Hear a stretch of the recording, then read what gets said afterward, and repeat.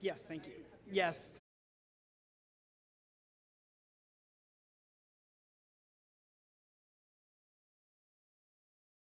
I'd like to leave your bag elsewhere. We are going to get underway. Sorry to be a moment or two late, but we couldn't pass up the opportunity to have a quick photo with our panel. Thank you, everyone, for joining us today. Today is our briefing, Energy Earthshots, the Frontier of Climate Innovation. I'm Dan Brissett. I'm the president of the Environmental and Energy Study Institute. And I'd like to start by thanking Representative Paul Tonko and the Sustainable Energy and Environment Coalition for helping us with the room today. It's always really, really great to work with that office. Would you believe it? EESI is celebrating 40 years of advancing climate solutions through congressional education. EESI was founded in 1984 by a bipartisan group of members of Congress and has since then worked to provide science-based information about environmental policy, energy policy, and climate change topics to policymakers and the public. We also, over time, have developed some expertise helping utilities in rural areas access Department of Agriculture funding and financing resources. What congressional education means to EESI is a lot, but it's mostly briefings. We do a lot of briefings. Briefings every couple weeks. We're up here on the Hill bringing the best information we can to congressional staff to help them keep up to date with everything happening in climate policy. 2 weeks ago, we were in this room to talk about the 5th National Climate Assessment. We'll be back up in a few weeks to talk about innovations in weather forecasting, the appropriations and budget process, ocean carbon dioxide removal, and even more. Everything is always available online and free of charge, and you can sign up for our newsletter and access all of our briefings to date by visiting us at www.eesi.org. We try really hard. We understand what it's like to be a congressional staff person. We understand what it's like to have your boss show up late on an afternoon before they take off and say, asking hard questions about climate policy. What's this mean? What's this Energy Earthshot all about? Well, I would really appreciate it if when you Google Energy Earthshots, you also Google EESI, because that will bring you to this resource and with this tremendous panel and our tremendous keynote speaker. We want our resources to be timely, relevant, accessible, and practical, and we put a lot of thought into that. For example, when we start to get Farm Bill text, which will happen some point in the future, we actually have almost 24 side-by-side comparison charts standing by to help congressional staff very quickly compare what the House is proposing and what the Senate is proposing. Our newest resource was just blasted today. My colleague Molly's been working very, very hard on our fossil fuel subsidies fact sheet, and it addresses proposals in Congress as well as the President's budget request to repeal over a dozen fossil fuel subsidies. That's actually on the front table as well. It's much better for you to have this information before you need it, and we know that, and you can count on us to help. The Department of Energy does a lot of great stuff, and we've been extremely fortunate over the years to work with our friends at the Office of Energy Efficiency and Renewable Energy on briefings, articles, and podcasts about the Earthshot initiative and other programs.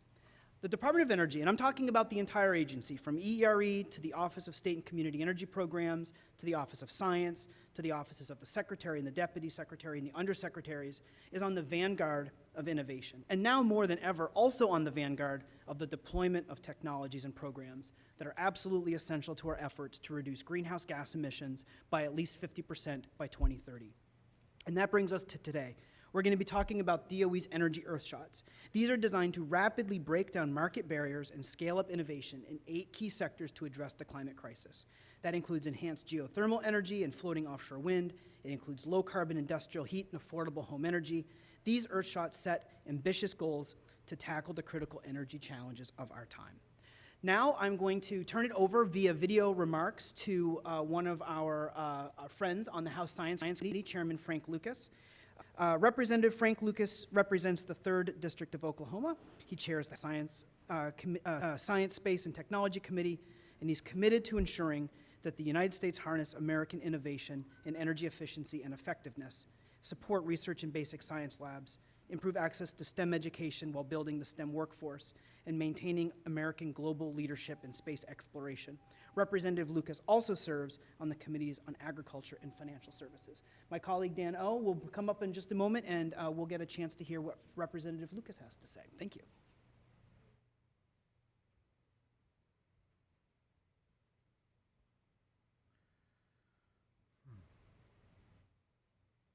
Okay.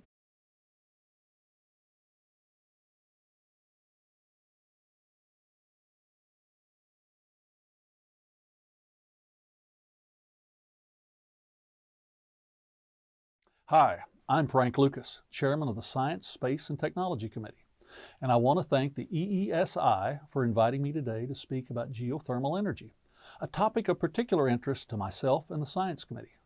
All of you in attendance today know that advanced thermal technologies have the potential to transform the U.S. energy sector. Geothermal is no doubt a source of clean and renewable energy that is always on. Although the United States leads the world in geothermal power production, geothermal still contributes less than 1% of the total utility scale U.S. electric generation capacity. While I've seen the value of geothermal energy in my district with Oklahoma's thriving geothermal heat pumps industry, more work needs to be done to allow the rest of the country to access the full power of this resource. Federally funded research programs at the Department of Energy have a history of paving the way for industry innovation. That's why, 3 years ago, the Science Committee worked to get my bill, the Advanced Geothermal Research and Development Act, signed into law as a part of the Bipartisan Energy Act of 2020. This legislation provided DOE with a comprehensive reauthorization of its geothermal technologies, R&D activities, directing DOE to partner with industry and academia to improve the next generation of geothermal energy systems. Meaningful collaboration between industry and agencies has been a priority of mine as chairman, and I'm grateful that organizations like the EESI that help facilitate good collaboration. Again, thank you all for inviting me to speak today. It's an honor to be a part of a conversation that will be fundamental to our nation's energy security.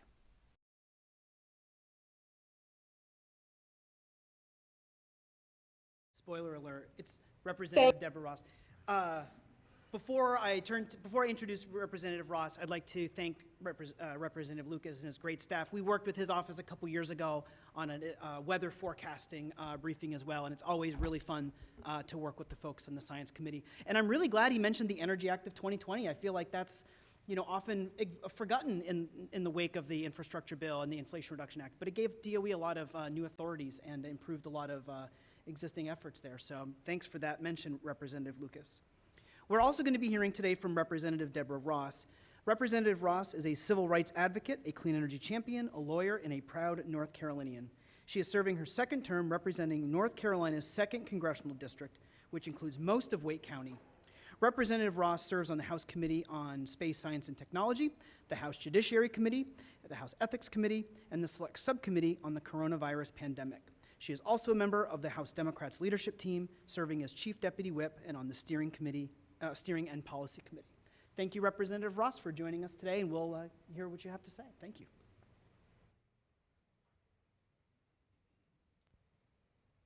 Thank you, Dan.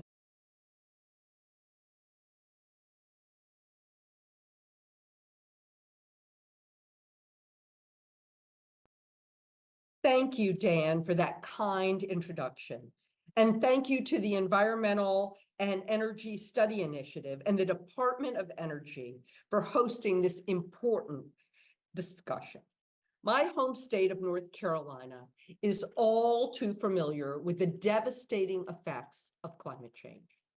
From increasingly frequent and severe hurricanes to extreme heat and wildfires, we're already experiencing the impacts of climate change. Clearly, we need to do more to combat the climate crisis, and research and investment into clean energy solutions are some of the best options in our toolbox. And meeting DOE's Earthshots initiatives will require congressional support. It requires significant investments in research, development, and deployment of innovative clean energy technologies. I'm proud of the work that we've already done in Congress to help us meet our climate goals. I'm a firm believer that investing in clean energy technology is one of the best resources we have to combat climate change. In Congress, I've championed the development of North Carolina's offshore wind energy potential. My legislation to overturn the 10-year moratorium on offshore wind leasing off of the coast of North Carolina and other states in the Southeast was signed into law in the historic Inflation Reduction Act. My state has seen the ambitious goals for offshore wind energy and development. We've set them and we're on our way to meeting them. We'll continue to work to meet those goals as well as President Biden's ambitious national goals, including by harnessing the capabilities of floating offshore wind technology. The Floating Offshore Wind Shot initiative is a crucial step toward shaping a sustainable and clean energy future. It seeks to reduce the cost of floating offshore wind energy by more than 70% by 2035. Achieving these goals will drive down energy costs for ratepayers, create thousands of jobs, and establish the U.S. as a leader in design, development, and manufacturing in a new industry. By harnessing the potential of offshore wind energy, the United States can be a leader in the global transition to a clean and sustainable energy future. This is just one of the Earthshot initiatives that will help us overcome any challenges to achieve our ambitious climate goals. Climate change is something that we cannot postpone, and the fight against it is one that we intend to win. So we need to start working today. We must invest in the research today to create the clean energy economy of tomorrow. I'm grateful to the Department of Energy for its work on this issue, and I appreciate the opportunity to speak with you today. Thank you so much. And now I'll turn it over for remarks to Deputy Secretary of Energy, David Turk.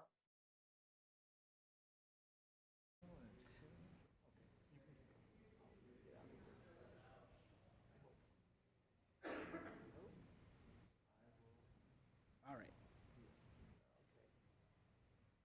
Great. Thank you, Dano. As Representative Ross said, we are joined today by a very special guest. David Turk is the Deputy Secretary of Energy. Prior to his nomination as Deputy Secretary, David was the Deputy Executive Director of the International Energy Agency, where he focused on helping countries around the world tackle their clean energy transitions. During the Obama-Biden administration, David coordinated international technology and clean energy efforts at the Department of Energy. And during this time, he helped spearhead the launch of Mission Innovation, a global effort to enhance clean energy innovation.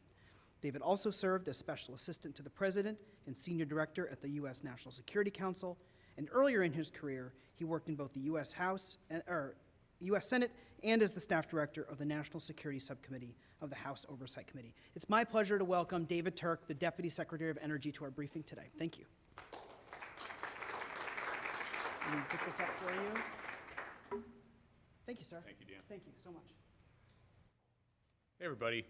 Let me just start, Dan, with a thank you to you and all our staff from EESI for not only this briefing, but all that you do to try to make sure we're all informed by what's going on and we can all improve and up our game going forward. Certainly want to express a thanks to Chairman Lucas, trying to get in there twice, but that's okay. He's a chairman. If he wants to go twice, he can go twice. And to Congresswoman Ross as well, and to Congressman Tonka and his staff for the room, just as Mike thanked as well. And I want to thank you all for not only coming here today, and hopefully you'll find this interesting. We've got a phenomenal panel, so I'm going to try to keep my part as short as possible because I know you're going to learn an awful lot from our panel, and happy to take some questions before I leave as well. But I want to thank you even more importantly and more person to person for your public service. I had a chance, as Mike said, as Dan said, to work here in the Senate and the House. In fact, I worked a couple floors down here in the Rayburn building earlier in my career. And I'm a big fan of public service, whether it's in the legislative branch, whether it's the executive branch, judicial branch in government, local government, state government. Folks probably in this room could be earning a lot more, maybe working even less, and just appreciate your interest to try to be part of our democracy, part of our process to make laws to improve the way we're doing things going forward. So thank you for that public service from everyone here and those folks virtually as well. Let me just give you a little bit of context for the Earthshots and what we're trying to do here. We are making some progress on climate change, but we have to keep in mind about how stark the math is and how much we have to do, right? Our president, rightfully so, in my opinion, has put on the table a net zero goal by 2050. 2050, for some of those who maybe are a little bit younger, seems like an awful long time in the future. For others of us, maybe Dan and I had hair at some point, I think, when we were younger. Maybe that seemed like a long time. But that's 26 years. 26 years is not that long, certainly in the span of what we need to do in that 26 period of time.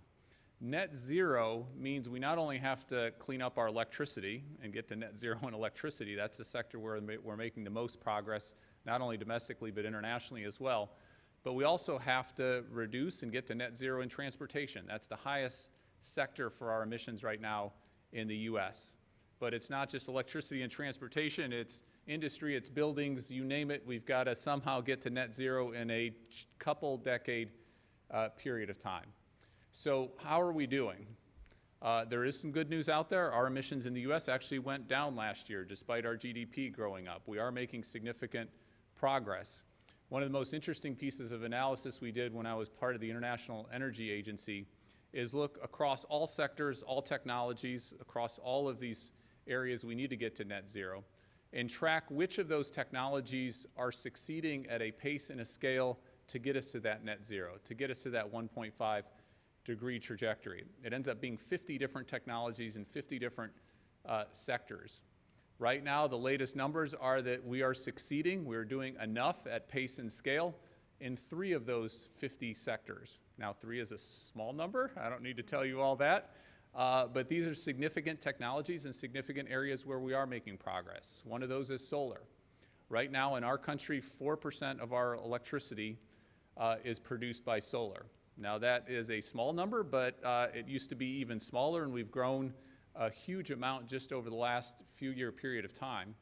We're also on a trajectory to get to 7% within just a couple years. 4% to 7% just in a couple years. That is the kind of scale of progress, scale of pace that we need to be successful, not just in solar, but across the board as well.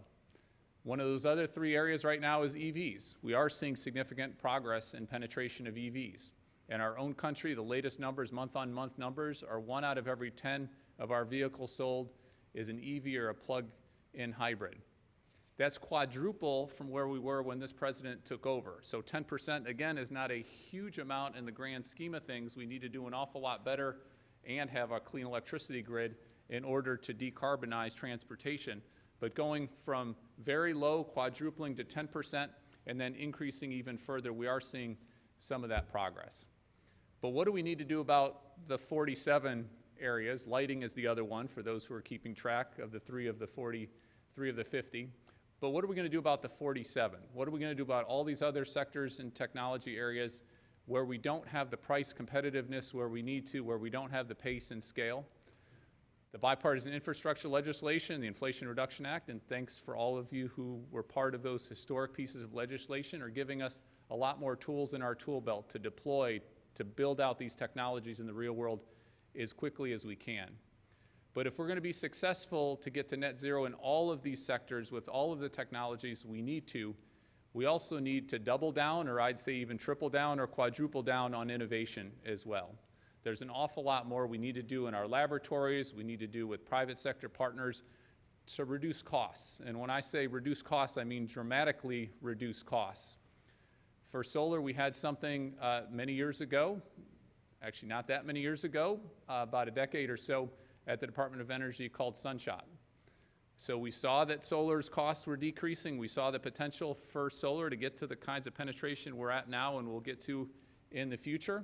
But the costs weren't there. So we had a goal of reducing costs 75%. We reached that goal 3 years earlier than we set out to do originally. This was our EERE colleagues, of which Carolyn well knows and is a phenomenal leader in that part of our department. So we can do this. The 8 Earthshots that we've launched now, They're part of a set. They're built off the Sunshot model. It's dramatic cost reductions. It's dramatic numbers. They're purposefully bold. We need to be bold if we're going to do what we need to do within this decade period of time. You heard about a couple of them.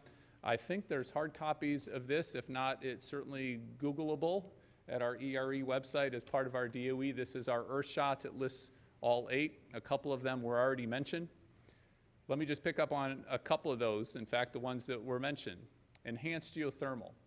Such a phenomenal resource, as the chair was mentioning. Enhanced geothermal means you don't just get to take advantage of geothermal when it's closer to the surface. You use the phenomenal drilling technology that we've developed in this country. You go deeper, you can do it anywhere if you go deep enough, and you just got to make the costs work on it so you have 24/7 power. If you can do it and get the economics to work, you have baseload power in a phenomenal way all across our country and all across the world. So our goal there is to reduce costs to $45 per megawatt hour. That's not where we're at now. That's about a 90% reduction. But again, we did it for solar. We can do it for enhanced geothermal. We can have that phenomenal resource if we put the investment, if we have the time and talent, work with the private sector going forward.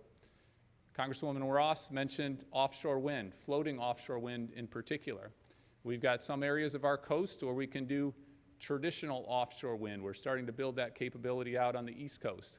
But there are other parts where you actually have a better wind resource where it's deeper, and floating offshore wind is a phenomenal solution, but again, we've got to drive those costs to where we need to get to. So our floating offshore wind shot is drive down costs again to $45 per megawatt hour. That is a bold goal. That is not where we're at now. That's not even close to where we're at now, but we can drive those costs down even further. So these 8 Earthshots are meant to be bold. They're meant to put targets on the table. They're meant to put plans together. We use them internally in the Department of Energy, working with the rest of the government, working with the private sector to all rally around these goals, rally around these efforts, bring our time, talent so that we can achieve these targets and we can have these as the tools in our tool belt to be successful going forward. So it's everything from hydrogen, clean hydrogen, long duration energy storage. We need storage solutions for the longer term, right? 10 or more hours or even daily or weekly storage solutions at cost that allow our grids, that allow all our electricity system to make sense. Carbon negative shot. We need to have carbon removal technologies at scale, at the price points where they're affordable in our country. $100 per net metric ton. That's not where we're at right now with carbon negative technologies, but we can get there if we all lean in. Industrial heat, we need to have solutions for the harder to decarbonize sectors, including industry. This is a key part of it, is how do you have industrial heat that's not as greenhouse gas intensive as it is right now. Our goal there is to reduce greenhouse gas intensity 85% for carbon heat. Clean fuels and products shot, and our latest and most recent, our affordable home energy shot. A lot of these, of course, are not just saving our planet. That's good, that's necessary. But this is also about reducing costs for everybody, including folks who can least afford it. So this particular shot is aimed at reducing the cost of energy-efficient retrofits in affordable homes by 50%. If we can achieve that, that is a big deal. Carolyn and her team have been working on that, among others, going forward. So let me just leave you with this. To be successful on these Earthshots, to be successful at getting to net zero, is going to require resources. Fuel in gets fuel out. If we want to have the kind of expertise, the technology platforms, our laboratories, our facilities, we've got to invest. We've got to invest in that kind of resource. It's also going to require an awful lot of partnerships, including and especially with the private sector and entrepreneurs. And we'll get into some great examples of our National Renewable Energy Lab working with partners in the private sector. But it's also going to require, and I just want to leave you with this, it's going to require an awful lot of people making career choices, whether you're in the congressional branch, the executive branch, at national labs, entrepreneurs, doubling down, getting excited about the opportunities, not being daunted by the challenges, taking that funding, taking those facilities, taking that research, and really driving things going forward. So again, thank you for the choices you've made so far. My hope is more and more people get excited about the clean energy space, make careers in it. We achieve these Earthshots, and we all succeed on these incredibly ambitious goals. All right, with that, let me leave it for some questions.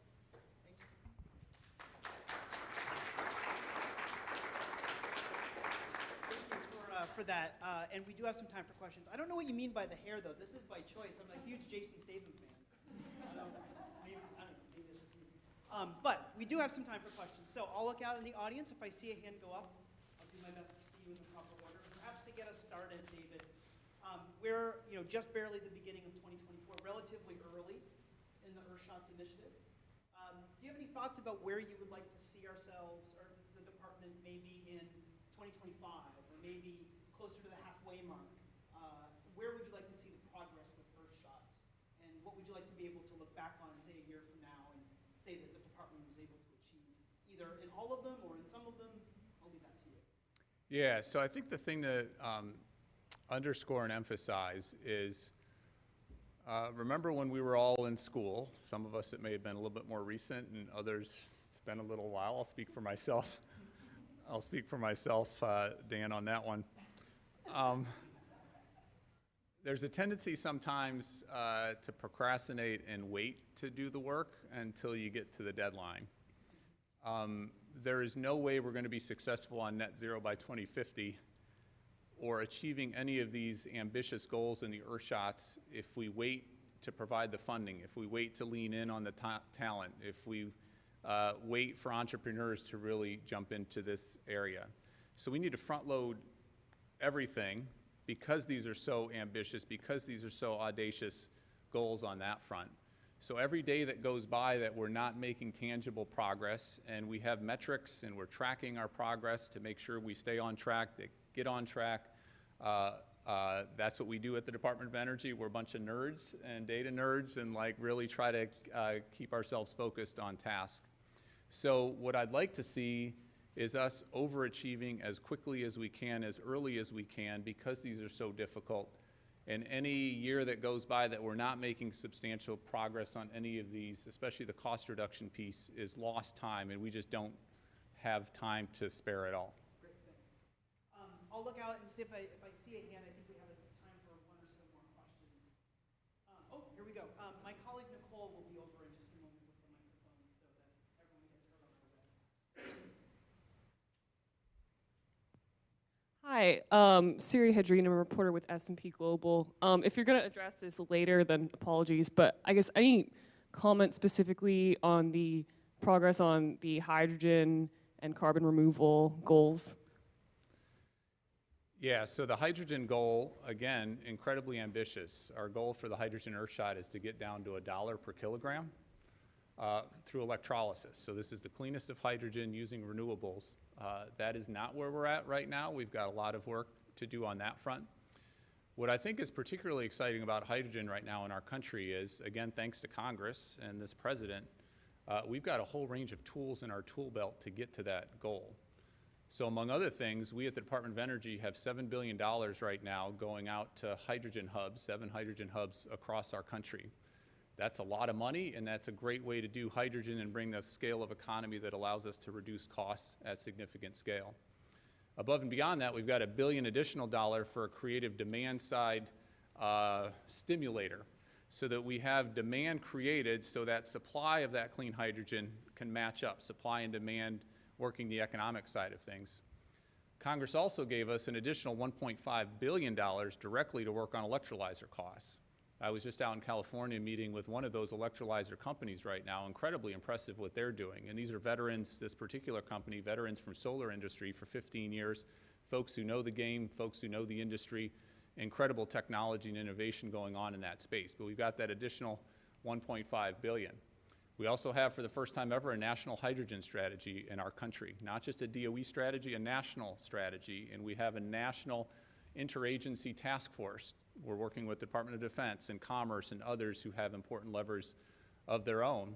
And we have an incredibly powerful tax incentive, the hydrogen production tax credit, that's getting an awful lot of attention. We've got it out for notice. We want feedback to make sure that we get the most out of that tax incentive.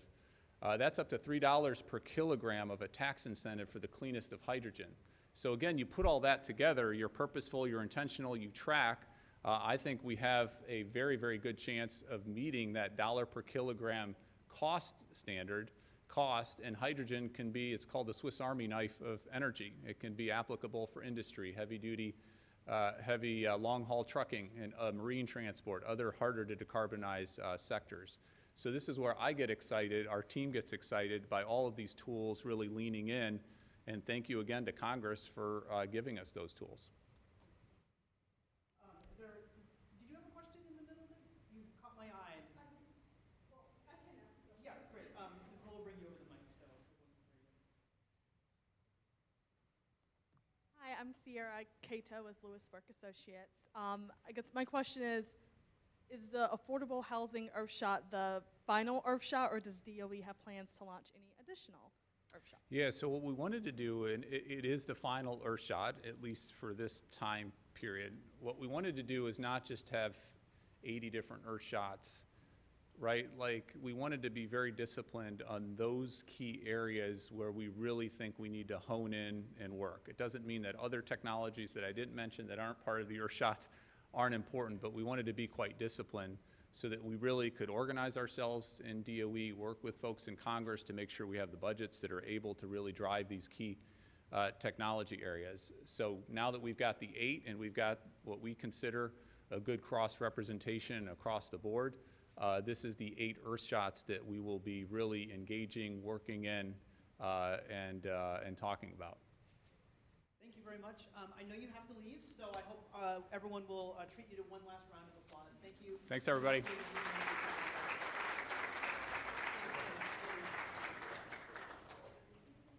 And thanks to everyone on your team who helped make your participation possible.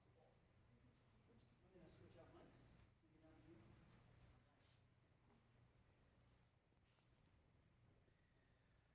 Must be a faster way to put these up. All right. Well, thank you for that, David, and thanks to everyone in our audience for staying with us now to hear the panel that David referred to. This is a tremendous, tremendous panel, and we are going to get into some of the specifics for these Earthshots. And to kick us off is Carolyn Snyder. Actually, before I introduce Carolyn, I forgot one thing. We will have more time for questions. So for folks in the room who are able to stick with us through the presentations, you'll be once again welcome to ask questions. We'll also be taking questions from our online audience. And so if you have questions for our panel and you're watching online, and I know there's a lot of you, you can send us an email, and the email address to use is ask, that's ASK, at eesi.org. And one last thing, sorry to delay your introduction. All of the presentation materials, all of the information, all of it's on the front table. It's also all online. And if you'd like to go back and revisit any of the presentations you're about to see, you can do that by going to our website, which is eesi.org. And now it is my pleasure to introduce Carolyn Snyder. Carolyn is the Deputy Assistant Secretary for Buildings and Industry at the Department of Agriculture. In this role, she leads offices that advance energy efficiency and reduce emissions from our nation's buildings and industry while supporting U.S. energy security and manufacturing competitiveness. Previously, Carolyn served as the Director of the Environmental Protection Agency's Climate Protection Partnerships Division, where she led voluntary partnerships with thousands of industrial, commercial, utility, state, and local organizations. Carolyn, welcome to the briefing today. I'll turn it over to you. And if you'd like to bring your name card, I'll be happy to put mine down so everyone can see you. Thank you. Technical work here for 1 second. We're having some fun issues.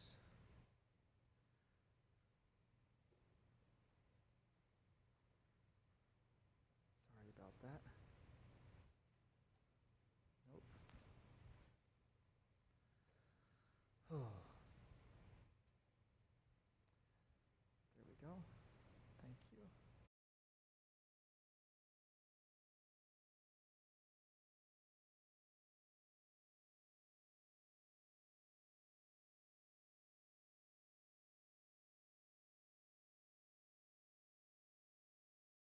Thank you, Belle. Sorry about that.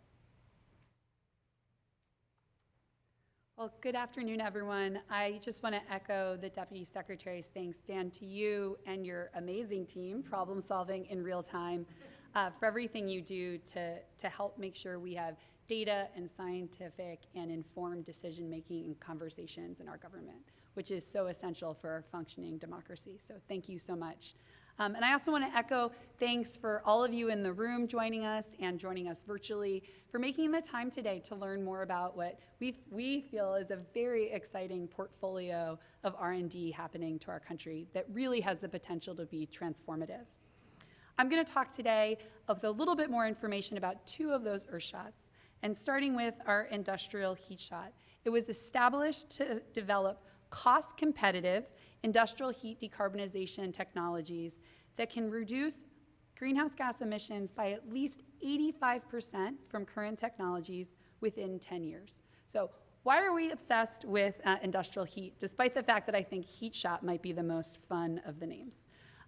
Well, first of all, in the US industrial sector is responsible for roughly a third of the nation's primary energy use and a little less than that of our energy-related carbon dioxide emissions. And it's estimated that more than 60% of the technologies that we're going to be needing to reduce those emissions are not currently market ready. The technology innovation challenge is massive. And industrial heat is the largest single source of those emissions in the manufacturing sector. So roughly 11% of all US energy-related emissions come from industrial process heat. But addressing that challenge will be no easy feat. We have a diversity of processes and energy needs across US manufacturing, and industrial heat is a great example of that. Although pervasive and essential to so many manufacturing processes, for example, every major industrial subsector uses heat, but they use heat in different ways and at different temperatures, ranging here, as you can see on our graphic, from 300 degrees Celsius to over 800 degrees Celsius. One of my favorite conversations with industry is when they tell me, but Carolyn, you have to understand, I make volcanoes on site in my plant. How are we going to address that? And decarbonizing industrial heat will, as we've said, will be essential to meeting our 2050 climate targets. We estimate that our heat shot can put US industrial sector on the path for potentially reducing 575 million metric tons of carbon equivalent emissions by 2050, which is equivalent to the current emissions from US passenger vehicles each year. DOE identified 3 technology pathways that we think are possible for achieving this goal, and we're going to need innovations in each of these 3. 1, generating heat from clean electricity. 2, integrating heat from low emission sources. And 3, innovating to find new, low or new heat process technologies. I think of this pathway as entirely new ways of making things than how we make them today. Underpinning these 3 pathways are enabling technologies, materials, and systems that are essential to the success of all of this work, and in many ways the work across all of our 8 energy Earthshots. Improving the efficiency of industrial processes will also allow for more specialized manufacturing on different scales, which in turn allows smaller factories to thrive, creating new job opportunities across our country, stimulating competition, and helping revitalize local economies. And, as the Deputy Secretary mentioned, by leveraging these 3 pathways together, the industrial heat shot can also help deliver environmental and energy justice benefits. Reducing the greenhouse gas emissions is one benefit of many of these technology innovations. They also reduce critical air pollution, and thus they improve the health of communities across our country that are living in proximity to manufacturing facilities. So, it's a massive challenge. What are we doing across the DOE and federal family? Well, it's an all-hands-on-deck approach. As you can see, violating the font sign rules for my slide here, but we're really pulling the full strength of federal government mobilized by this target. In our science and innovation portfolio at DOE, we created a new office solely focused on industrial efficiency and decarbonization. The Industrial Efficiency and Decarbonization Office, or IEDO, can't help the acronyms for short, provides now at DOE an expanded set of leadership and staff expertise that are focused in each of the major energy and emission-intensive industries and the cross-cutting technology solutions like process heat requires. Across our R&D offices, and I already have this in my notes, a shout out to the 2020 Energy Act as well, we are leveraging the Technologies for Industrial Emissions Reduction Development Program that the agency was directed to create in the 2020 Energy Act to focus our close collaboration across DOE in this highly synchronized all-hands-on-deck approach to industrial R&D. What does that mean? Well, within IEDO, we have consolidated science and innovation investments in energy efficiency and electrification. With IEDO and the Office of Fossil Energy and Carbon Management, we partner closely for carbon capture and utilization investments. For the supply and utilization of low-carbon fuels, feedstocks, and energy sources, we combine investments from bioenergy, hydrogen, solar, and nuclear. And our Office of Clean Energy Demonstrations is funding large-scale industrial demonstration projects as well. In addition, as I talked about that cross-cutting role, our Advanced Materials and Manufacturing Technologies Office and our Office of Science work closely together to make sure that we have those innovation in the materials and manufacturing processes that will be required for any of this to succeed. So, what has DOE been up to? Well, DOE has already taken several key actions since the launch of this Earthshot to drive innovation against our goals. Last May, we launched EPICS, our 7th Manufacturing USA Institute at DOE. It's led by Arizona State University, and the goal is to develop electrified industrial heating processes that support, as well as the related supporting technologies and the necessary skilled workforce. This institute aims to reduce manufacturing emissions by up to 60 million metric tons in 15 years. Last June, we announced over 10 projects related to decarbonizing thermal processes with over $37 million of federal funding. And last September, our Office of Science announced $264 million for 29 projects in support of the Earthshots, including Energy Earthshot research centers and Science Foundation projects. Last October, our Office of Clean Energy Demonstrations announced the $7 billion for 7 regional clean hydrogen hubs that the deputy mentioned earlier. And just last month, IEDO announced over 15 projects related to decarbonizing thermal processes with over $50 million in federal funding. And we have 2 FOAs out on the street right now for over $120 million in R&D funding in industrial efficiency and decarbonization. Our solar team continues to lead with concentrated solar thermal R&D, and Dr. Green will be speaking about some of our cross-DOE work on chemical feedstocks, where NREL has been a real leader as well. Our competitions across DOE continue to be oversubscribed, demonstrating the wealth of untapped American innovation and the continued hunger we're hearing from industry to partner with us on industrial R&D. So with that, I'm going to transition to a brief summary of our affordable home energy Earthshot. While jobs, economic, and energy justice are central to executing all of our energy Earthshots, this is a special one. It's the first shot where we're specifically targeting underserved communities from the very beginning, and it's launched as a partnership between our Building Technologies Office at DOE and our Office of Economic Impact and Diversity, which is the first time we have that type of co-leadership for one of our shots. We call this Energy Earthshot equity-centered and people-first. And the reason I say that is that in our country, over 1 in 5 households are unable to pay their energy bill in full as of 2022.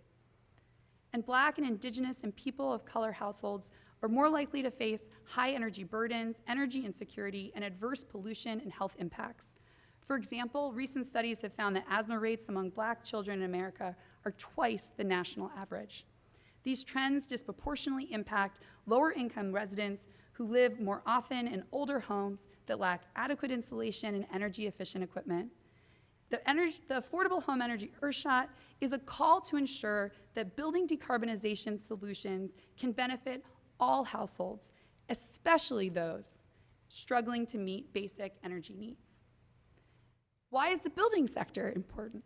Well, our nation's 130 million homes and buildings are responsible for consuming 40% of the nation's energy, nearly 75% of electricity. So when we talk about decarbonizing the electricity sector, we are inherently talking about the end-use demand from buildings and an even greater share of peak electricity demand, and they account for roughly 30% of total greenhouse gas emissions. As outlined in our recently announced National Blueprint for Building Decarbonization by 2050, to meet these goals, we require 3 core strategies. 1, increase efficiency. Energy efficiency is more important than ever. 2, we need to accelerate the on-site emissions reductions that we have begun across our country. And 3, we have to transform our investments in the grid edge so that we can reduce the electrical infrastructure costs being borne by ratepayers across our country. And we need to do all of that while increasing affordability, addressing resilience and health and safety challenges in our nation's homes and communities. On top of all of that, approximately 75% of today's homes will still be in operation in 2050, So this is not just a new construction conversation. This has to be a conversation of retrofitting millions of buildings a year. With that inspiration in mind, our Affordable Home Energy Earthshot focuses specifically on solutions to address the challenges of decarbonizing our affordable housing stock at that remarkable of a rate. And when I say affordable housing stock, we're talking about the roughly 50 million single-family, multifamily, and manufactured homes across our country occupied by households that are earning less than 80% of median income. Our investments are grounded in one simple truth. Every American deserves to live in a home with affordable, clean, and reliable power. Our goal is to make these cutting-edge technologies so cheap that we can cut the cost of energy-efficient retrofit packages by 50%, while also lowering energy bills for residents of affordable housing by 20%, all within the next decade.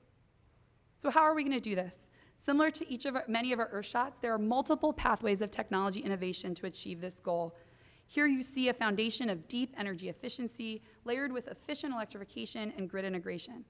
What kind of technologies are we talking about here? Well, super insulated panels that you can put on the outside of your home, keeping you comfortable without major renovations.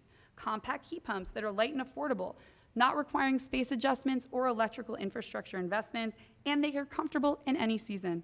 Smart controls that help residents save money without even noticing the changes to their consumption.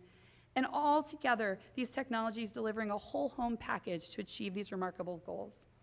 These technologies can also improve the health and safety of our homes, and DOE is leading several R&D portfolios across this framework, including efficient and low-cost HVAC with low and global warming potential refrigerants, geothermal heat pumps, our E-Robot Prize for reducing the cost of insulating ducts and walls, our EESI Prize for technology solutions to avoid electrical upgrades, including 120-volt heat pumps, heat pump water heaters, and smart breaker and smart panel technologies. And I just want to do one last example, which is our Buildings Upgrade Prize, where we're fostering seeds of innovation in 45 communities across our country to develop innovation in building retrofits through more than $22 million in cash prizes and technical assistance. So lastly, I just want to put an offer out to all of you. We want to engage with your organizations, with members in your districts, to have their challenges, their successes, be how we prioritize our investments in both of these portfolios. So please let us know if you're interested in being involved in our strategy and road mapping discussions. I hope, as you can see from my remarks today, from large industrial facilities to manufactured housing in rural communities, we're leveraging these Earthshots to marshal the full power of American innovation from the private sector, from our brain trust in the national labs and universities, to develop solutions that work for every American, communities and companies. So thank you so much, and again, thanks for including me today.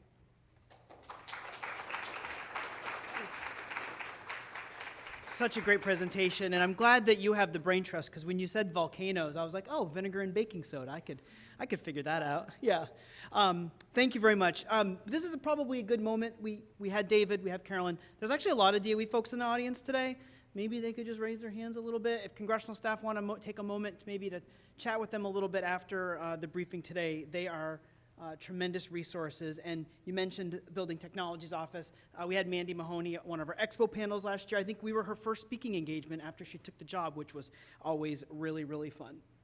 That brings us to our second panelist today. Nidhi Thakkar is Vice President of Policy and Regulatory at Form Energy. In this role, she leads Form's global policy and regulatory strategy to develop markets for multi-day energy storage. Before this, Nidhi was Senior Director of Resource and Regulatory Strategy and Engagement for Portland General Electric. She also served in the administration of California Governor Jerry Brown. And during the Obama-Biden administration, she was the Senior Advisor to the U.S. Department of Energy's Loan Program Office. Welcome to the briefing today. I will make way for your name tent, and your slides are already teed up, so take it away. Thank you so much.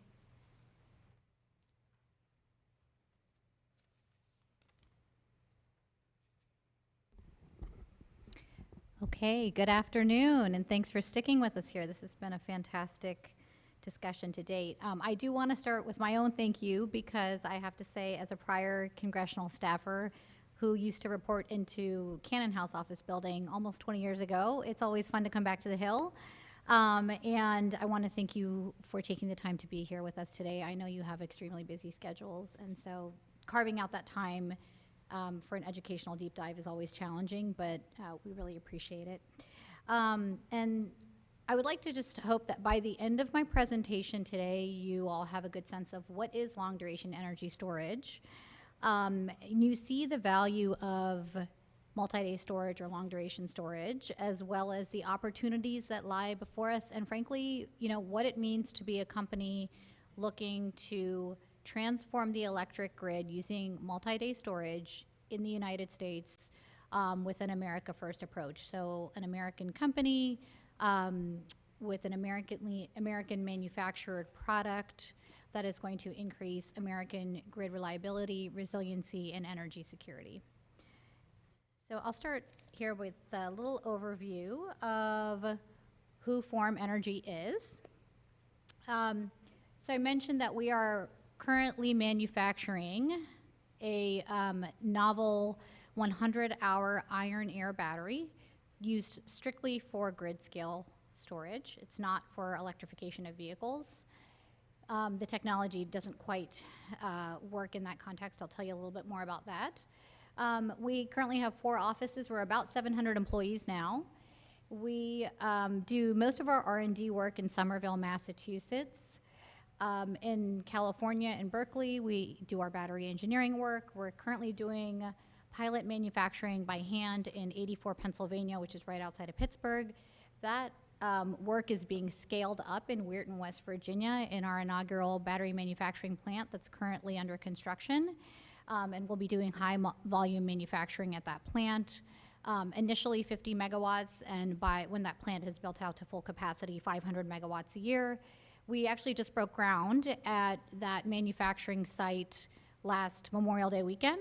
I'm really excited to say that the plant itself is almost fully constructed. The core and shell is done. We're starting to put the finishing touches on the building, and we're going to start landing equipment in that manufacturing plant, hopefully by next month. Secretary Granholm was at our groundbreaking ceremony. We were very delighted to have her, along with representatives from the West Virginia delegation in the governor's office, Senator Manchin as well, and Senator Capito, who was also a part of this success. Our investors, we've had $820 million to date invested in the company, and that number is really up there, I think, for a couple of reasons. The first is to let you know that, this is an illustration of investor confidence in not just Form Energy, but the technology and the use case for multi-day storage and long-duration storage in the United States and globally, frankly, because we really haven't charted that path even globally.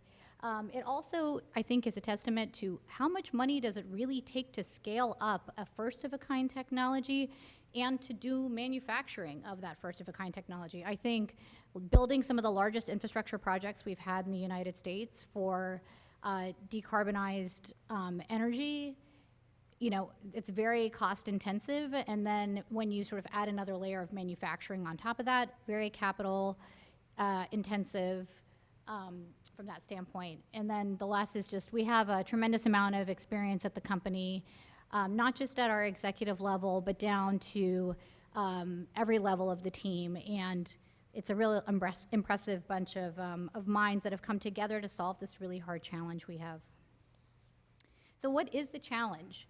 I think we all know that fundamentally the electric grid is in this very dynamic environment. It has to transform to meet tomorrow's challenges and frankly even today's challenges, and that's everything from concerns around a lack of electricity on the grid to a lack of transmission and dealing with aging infrastructure, as well as trying to think about what this energy transition looks like and how do you do that in a way that's going to be affordable, cost-effective, ensure reliability on the grid. We talked a little bit about weather today. Weather modeling came up, I think, a couple times, and as we all have experienced in this room, we're seeing changing weather patterns, and these weather patterns have become very disruptive to our grid. We also are seeing power supply becoming much tighter. I think if you've seen any of the power markets in Texas and the Pacific Northwest and in the West in particular, you've seen exacerbated prices, $1,000 per megawatt hour for electricity. Ultimately, the customer pays for that, right? Like a ratepayer pays for that. And so we're seeing that we're having just reduced, and we're having an increase for electricity and the need for, frankly, more electrons as we look to electrify our grid. And we're having a reduced power supply for a number of reasons. Also, we're seeing more of an influx of wind and solar in particular on the grid, and with that comes the need to firm up those resources so you have more consistent supplies of generation. And then finally, I mentioned transmission. We have an aging transmission grid in the United States.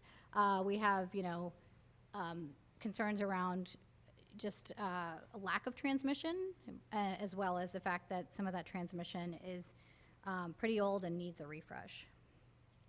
So taking this back to why we're here today from the long duration storage shot angle. So the long duration storage shot has the target of reducing the cost of grid scale storage by 90% for systems that deliver 10 plus hours of duration within the decade.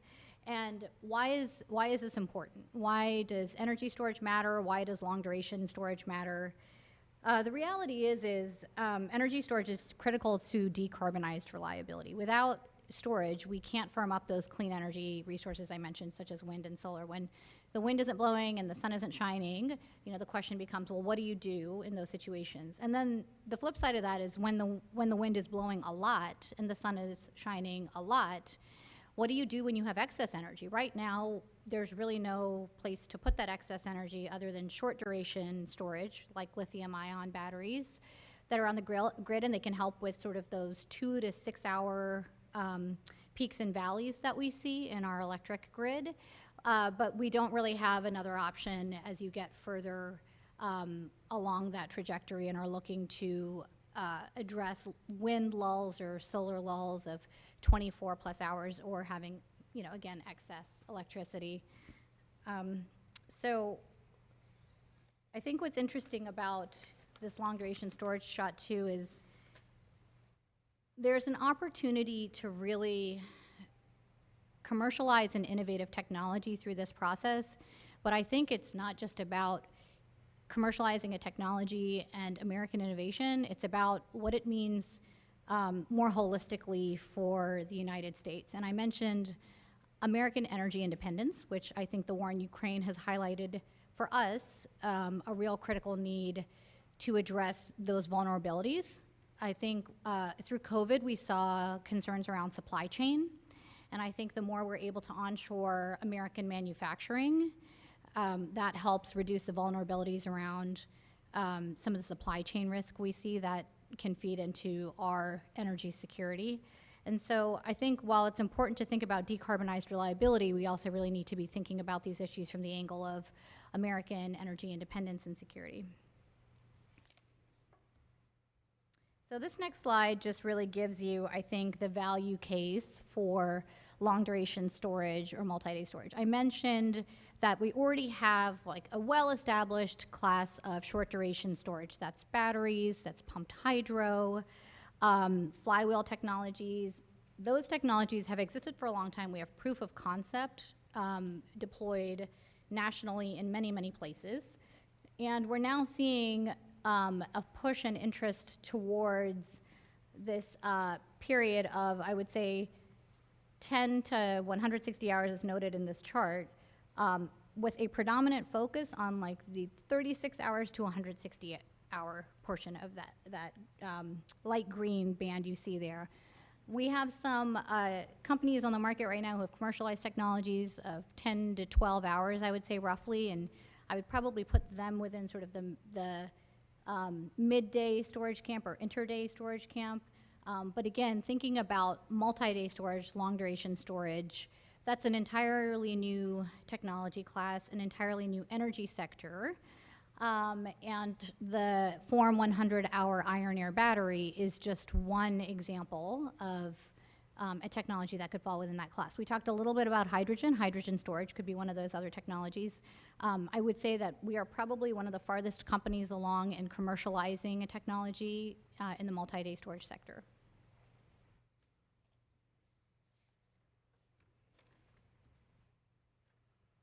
Okay, so this is a little bit about the iron air battery that we're commercializing.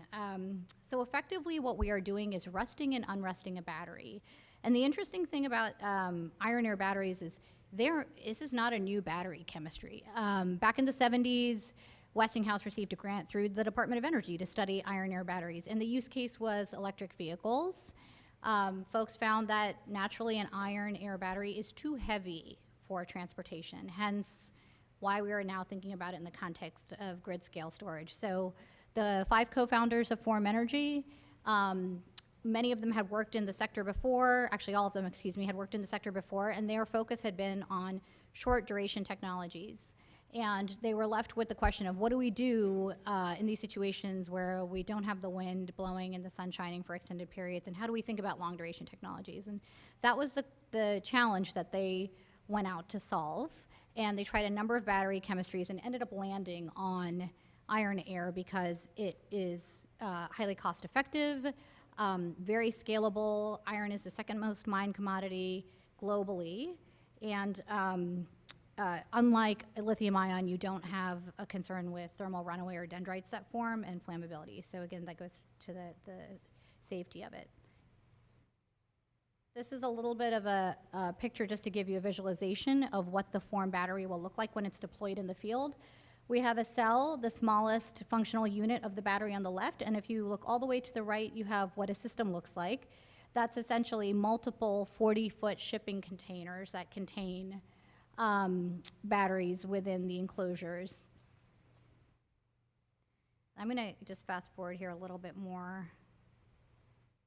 I'm going to jump over to our commercial scale manufacturing that we have going on in Weirton, West Virginia. This is a really impressive story. I spoke about our manufacturing that we're standing up there. It's high volume manufacturing. 750 jobs are going to come out of building our first phase of this factory. So I think that gives you a sense of what it means to be able to onshore American manufacturing in the United States. I sort of really think we're at this inflection point where we're seeing a reindustrialization in the United States, and this to me, this picture signifies bringing energy security, decarbonized reliability, and American manufacturing and innovation all together. And lastly, this is just a slide with some of our commercial partners, and I think this slide in particular is important because it highlights the confidence that utilities have in our technology and their desire and willingness to deploy a 100-hour battery in their energy systems.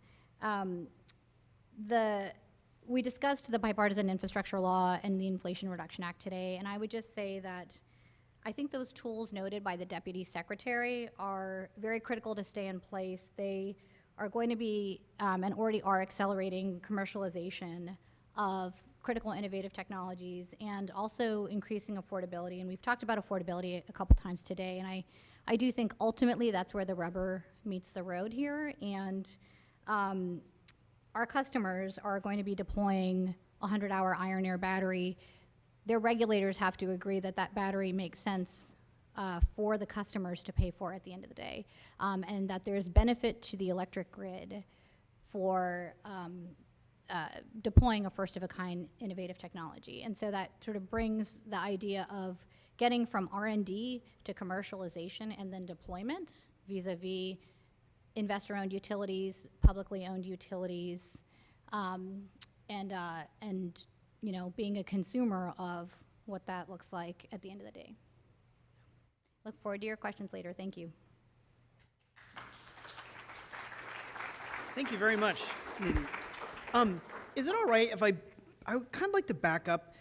On your slide here, you have the new construction happening, but then there's that older building. And I'm pretty sure I've seen a version of this photo that kind of superimposes what was there before and what's there now. Could you just maybe comment just for a moment about this site and what the Sure. site means Sure, I'd be happy to. This site is extremely rich in cultural heritage. It is the old Weirton Steel Mill site.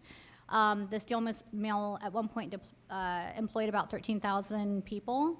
Now the city of Weirton is about 12,000. That gives you a sense of the scale of employment. That employment was lost about 50 years ago when they tore down the steel mill site.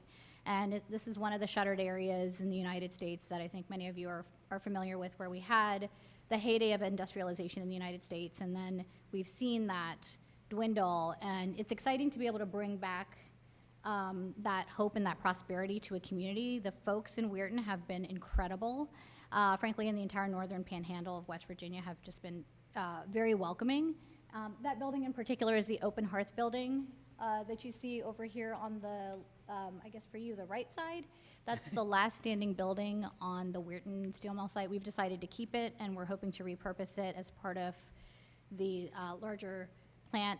It won't be used in manufacturing operations. It'll probably just be like a, an open air pavilion, but we felt like it was important to try to keep a piece of it. Could be a really long, like, curling place, Yes, right? that's right. Whatever that's called, the rink, I guess. Very a long rink. bowling alley. Yes, thank you very much for that. And it's always nice to be able to go back and look at people's slides, and if you'd like to, you can do that by visiting us online at www.eesi.org. And if you want to go back and watch any of our presentations. And as a reminder, we will have some questions at the end, so if you're in the room, start getting them ready. We'll do our best to get to as many as possible. And if you're online, you can send us an email to ask, that's ask@eesi.org.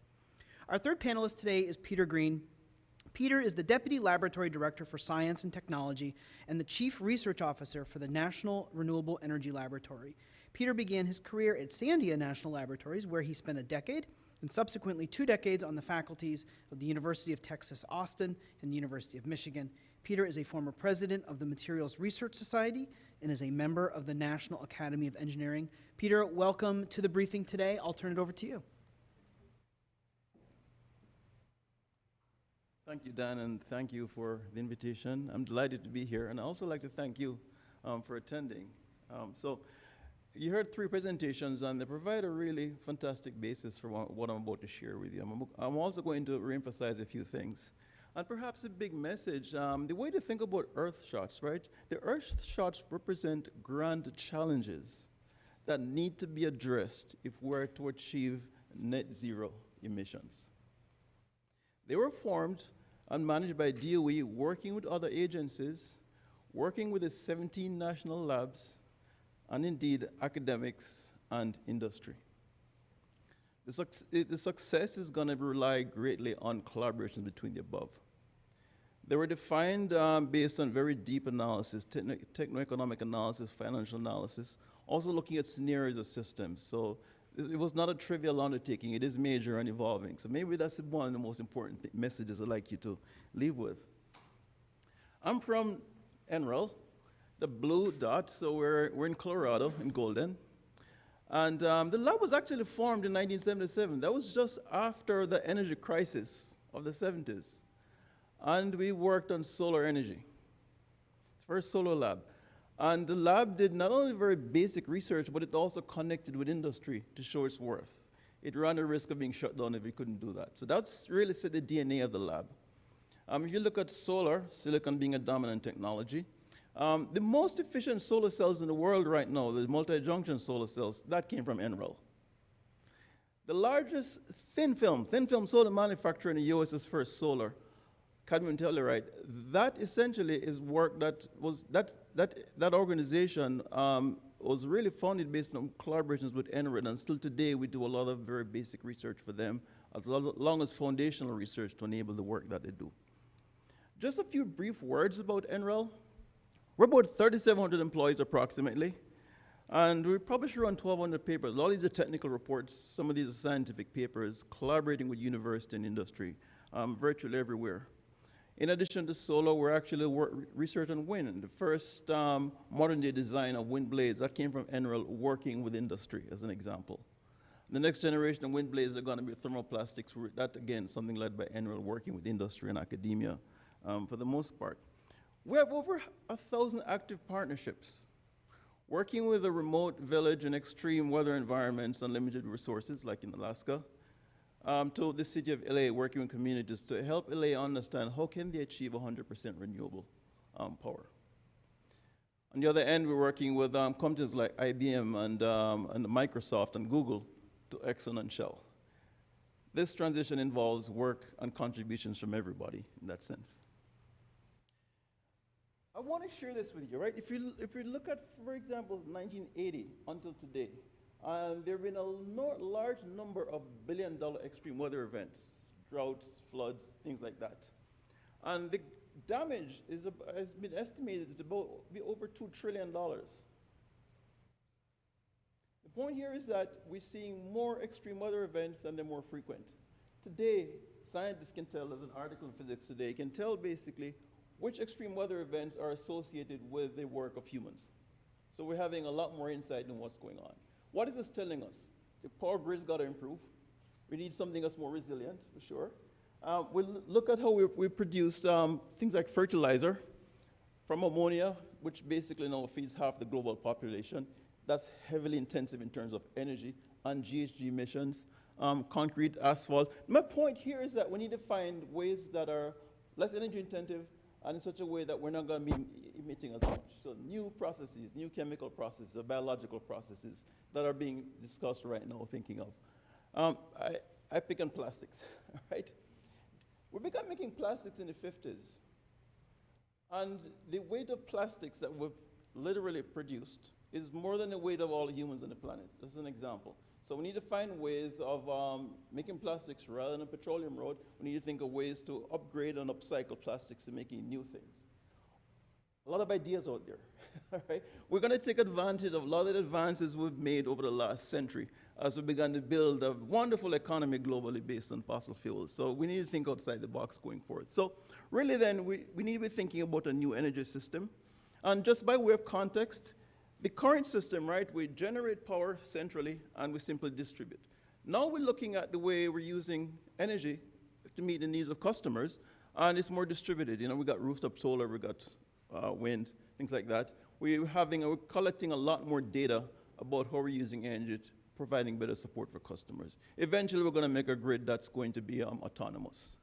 And I want to highlight the grid modernization initiative, which began even prior to the current and even before the Trump administration, where DOE was actually funding this. What is this new grid going to look like? How is it going to be optimized? How does it provide needs for customers? How is it going to be cost effective to ensure that it remains economical? So that work's going on. And it's a collaboration between many of the national labs, industry, and academics. So that's been happening for some time. Here's a nice graphic. So the idea is we think about decarbonizing something like transportation. You start off, you get electrons from a renewable source, wind or solar, what have you. That can provide power for an electrolyzer to make hydrogen. The hydrogen you produce, you can actually capture CO2, which we're doing right now, and a reactor, you can actually make new chemicals. You can make chemicals just like you can on petroleum road. You can make materials, yes, and you can make fuels, synthetic fuels, for rail or for airplanes or what have you. So the blueprints there, what has to be done at scale and cost. That's where the big challenges lie. And there's a lot of research to be done. And hence the Earthshot provides, articulates what these challenges looks like and where we're going. Now, getting back to the way the Earthshots are going, I'm going to give you a sense of how you might think about them, right? So you have a power generation, you want to decarbonize the power generation, right? So we're going to go primarily renewables. What it means then, for example, geothermal, we heard about geothermal earlier. So if you want to get to geothermal providing something in the order of 8.5% of primary power to the US, you have to beat that Earthshot, okay? Offshore wind is the other one. You're going to have to produce about a little over a terawatt of wind in a few years. It cannot be done without offshore wind. And that's where you're going to have to think about basically designing systems that are going to work offshore in deep waters. Big, big challenge, requiring lots of things. We just heard about long duration storage for the grid. That becomes important. We also heard from Assistant Secretary Carolyn about affordable home energy and industrial heat. So that also follows as you're trying to decarbonize the production of things like steel, as an example, come through. And then the last part, we're thinking about clean fuels, as you basically want to get away from fossil-based fuels to making fuels synthetically or otherwise, or from biomass, so you reduce the greenhouse gas emissions. So the point then is that these Earthshots really reflect things that we have some insight into how to do, but getting there is going to be a highly collaborative process. This is going to be expensive, and yes, we're doing it so we can actually survive. As I showed you, the extreme weather events are just getting more and more severe. We don't know where it's going to stop if we don't do something, right? So the offshore wind I mentioned, I want to share that with you. So there's this image of things. You like to be able to simulate very carefully before you build things to understand what the challenges look like. As of a few weeks ago, we've developed an exascale computing system. It's at Oak Ridge National Labs. The era has arrived. But right now, we can do much more realistic simulations of looking at the performance of wind machines, or the interactions within the atmosphere. We don't know much about that, by the way. Or the interactions, or sitting on a sea where you have all these buoyancy forces playing out. We don't know, quite frankly, how to deal with this. The simulations give us a lot of insight into how that happens. And it's highly collaborative between the labs, a lot of universities, and industry, by the way. I want to say something about hydrogen. Most of the hydrogen used today is actually comes from fossil fuels, right? The steam methane reforming. Pretty bad stuff with a lot of emissions. And hydrogen is already very important, right? We use it a lot. We use it, for example, to make ammonia. Then ammonia for fertilizer, or methanol. Or we use it for refining petroleum, all kinds of things that are metals. And in the future, we heard this is going to be really important for trying to grid stability. It's going to be a key part of how we do things as we look at conversion from chemical to electrical energy, as well as providing feedstocks. So we can't rely on this fossil-based generation alone. Maybe carbon capture can help, but electrolysis is going to be a key part of it. This is how you get clean hydrogen, essentially. But the issue getting back there is cost. But if you look at all examples over there in terms of applications, you begin to get some insight into, from production of fuels and chemicals all the way to transportation. Trains, that's another example in Europe.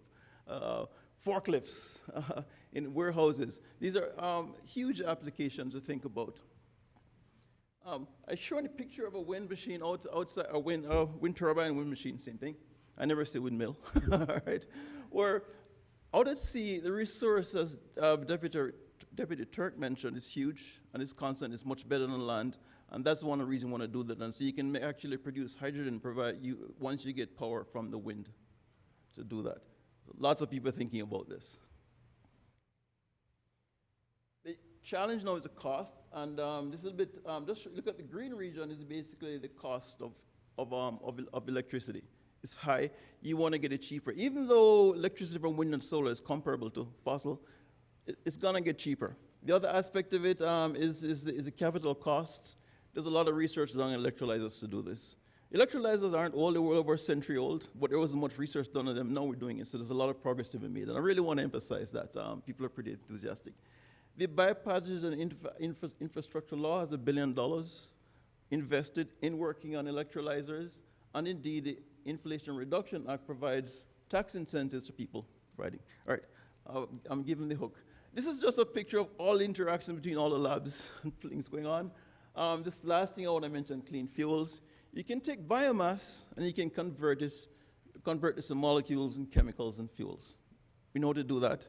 And you can also, you can capture CO2, direct air capture, or from industrial processes and convert that with hydrogen to chemicals and materials.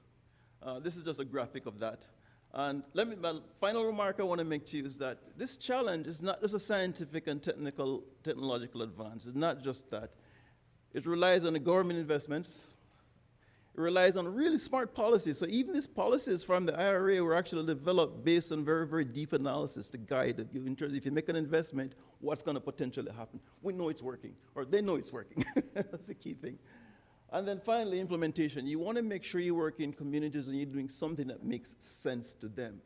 You can't just take a wind turbine and put it in a community and say it's going to work. You got to spend time. We actually do that. Live with the community and understand what it is that they need. Develop an analysis with them collectively, collaboratively, and then go back and implement. We even go so far as making digital twins of a system, and we're sitting down with people to understand how it's going to work. And so Unless everybody's involved in this transition, it's not going to work. And unless everybody benefits from it, it's not going to work. All right, so with this, let me thank you.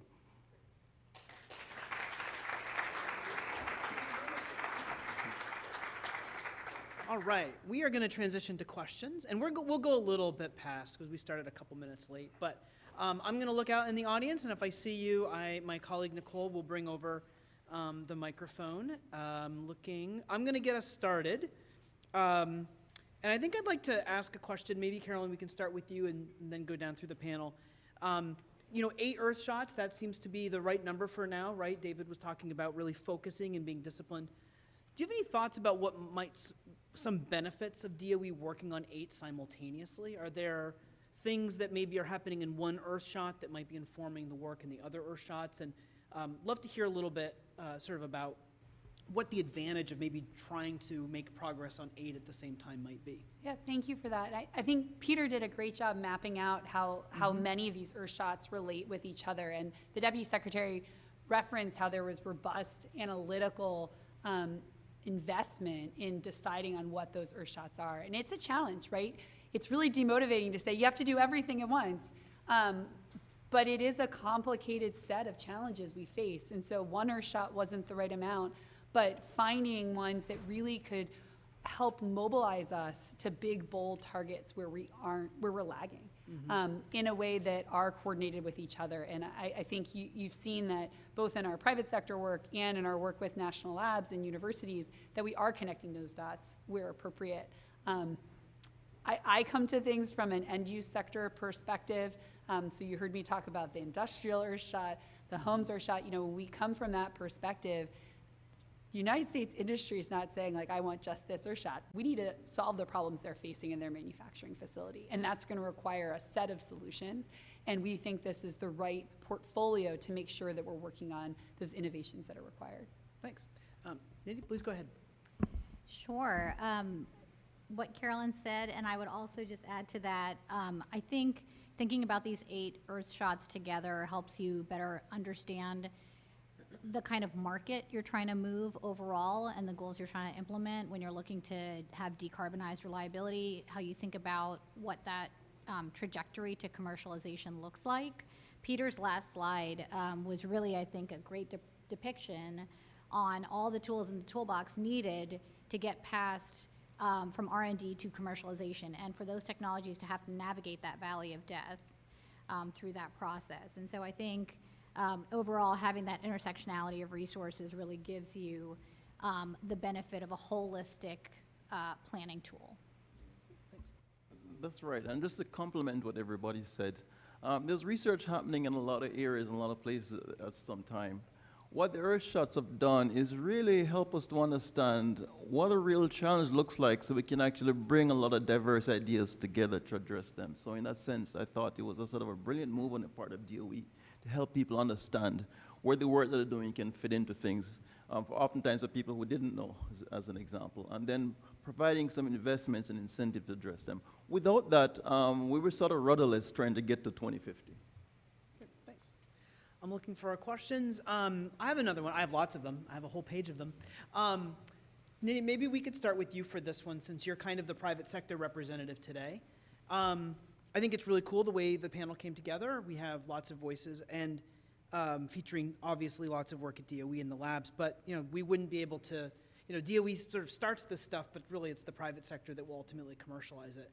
What are some additional partners that you're looking around the long duration energy storage space and eager to work with? And what can some of those partners bring to bear to help the LDS Earthshot become a reality, and maybe even a reality at the sort of accelerated time frame that David was referencing? Yeah, well, I definitely think engagement from the federal agencies is absolutely critical. I think we're asking the private sector to be really bold at this point in time with the unprecedented level of incentives that are available from bill and IRA. And we have partners with the federal agencies in helping us be bold, but also need them to continue to be bold on modeling and metrics and how you think about how all these technologies fit into the grid. And then I'd also say the state regulators and sort of state legislators and state agencies, state energy offices are absolutely critical in that deployment curve and the adoption of first-of-a-kind technologies. Even when you go to commercialize a technology, and I sort of wear my loan programs hat when I say this, you know, the reality is you have to have offtake. You have to have someone who wants to purchase whatever you're producing, whether it's on the manufacturing side or on the clean energy side from like a solar project or a wind project. And that doesn't happen without the support of regulators who ultimately approve or disapprove whether a utility is going to be able to purchase that you know, type of electricity or whatever kind of resource is being procured. And I'll say this one more time, all of this goes hand in hand with affordability for a customer at the end of the day. So it's all part of this larger kind of, I would say, I want to say it's almost like a wheel here of innovation that we have. Peter, from where you're sitting at NREL, what are some additional stakeholders that you're kind of eager to bring into the fold? Yeah, that's an excellent question. So remember, long duration storage, the current storage for grid is lithium-ion batteries. And we're trying to get to a fraction of the cost of lithium-ion batteries. So it's going to be looking at technologies way beyond batteries. Thermal storage, I think on the Carolyn's portfolio, for example, there's a lot of work going on in there. And indeed, it's bringing work collaborators and people from all different directions to address there, literally. Yeah, great. Carolyn, if you have anything you'd like to comment on, that'd be great. Yeah, two quick additions. I would say making sure that our research priorities are informed by the challenges being faced on the ground in the communities we're trying to serve. And I think the Affordable Home Energy Shot is a bold statement for us of really flipping the prioritization of how we approach technology investment in buildings. We are starting with multifamily manufactured housing, old and more challenging footprints, not higher end, more expensive new construction buildings. Is one. And then I'd also just do a +1 on Nidhi's point about state regulatory environments. As you saw with Peter's graphics, the electricity, the flow of electrons is how a lot of these technologies are going to be interacting. And a lot of that's happening in a distribution system whose planning is fragmented across our country. And as someone who started in public service for the state of Delaware in a small state, the challenge is to bring the kind of analytics and science-informed decision-making for the massive interactions and transformations we're seeing in our grid. Those are hard challenges, and one where we've been working with the National Lab colleagues around how do we give better decision support resources. Every state has different priorities, but how can we be more helpful that they're achieving their goals? Because it's remarkable the amount of transformations happening in our power sector at the same time. And analysis from our national labs show, you know, if you get that on the more right end, more societally efficient way, you can save on the order of hundreds of billions a year in electrical infrastructure costs, which is real money that could be going into other public priorities. Great, thanks. Maybe I'd like to end with just a quick, maybe we'll treat this one as a lightning round, because I think, Peter, perhaps we could start with you, and then we could hear from Carolyn, and so we're not always ending and starting with the same person. Peter, let's pretend we're back here February 1st, 2025. What would you like to say about the progress that Earthshots have made over the course of the next 12 months or so? So there's a roadmap that's in place for Oh, Peter, could you turn your mic on? Sorry. No, that's okay. Yeah, there's a roadmap that's been implemented for each of the Earthshots, and I would be comfortable if we're on track. That would be my biggest wish right now, at least in the early stage. Great, thanks. Karen? I would say a shared sense of urgency. As you heard from the Deputy Secretary, every year that goes by, that's the cost of inaction that makes it that much harder to achieve our shared goals. So I want private capital, public capital, and the best minds across our country mobilized to work on these challenges. Great. Nidhi, I think this means you have the last word today. Okay, and I'll take that one step further and say 1 year out and 5 years out, that Earthshots are working. The cost curve is coming down. We are seeing more steel in the ground. Technologies are being deployed that are forcing that cost curve to come down. And through that, you have public sector support, whether it's through debt or capital, that's helping bring that cost curve down in conjunction with private capital. And better modeling and metrics, I'm going to put a plug in for this again, because all of these technologies require a good way to measure them to ensure they're working in the right way and we're valuing them in the correct way for ultimately energy markets and utilities and other entities who will be embracing these technologies. Great. Well, thank you very much. We're going to have to wrap it there because they're starting to get ready for the next event. I saw a garbage can appear in the back of the room. But before we close things out, I think our panel deserves one last round of applause. So thank you so much for joining us today. Really amazing presentations and really very, very cool work. I mean, I don't think there's really any other way to say it.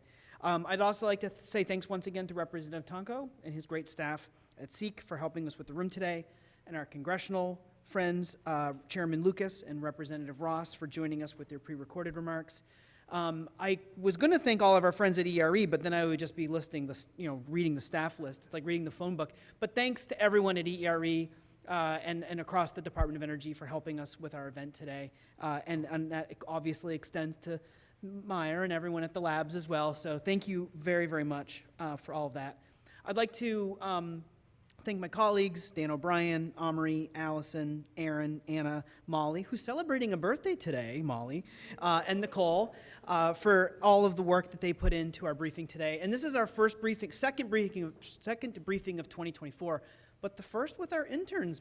Emily and Megan are in the back of the room, so they obviously made important contributions as well. And Scott, thank you. Couldn't do it without you as well. We will be back on February 15th for our next briefing about innovations in weather forecasting for a changing climate. And then on Leap Day, the 29th, we managed to fit 3 briefings into February thanks to the leap year. Understanding the budget and appropriations process, you won't want to miss that. This is a survey. If you have a moment in the room or online to take the survey, to tell us what you thought of our event today, we'd really appreciate it. We read every response. And if you have any suggestions for improvements or topics or things like that. Thank you again, panelists, for an amazing session, and we will be back in a couple weeks. And until then, I hope everyone has a great rest of your Thursday and a nice weekend. Thank you so much.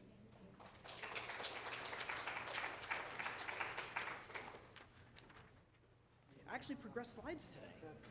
Amazing.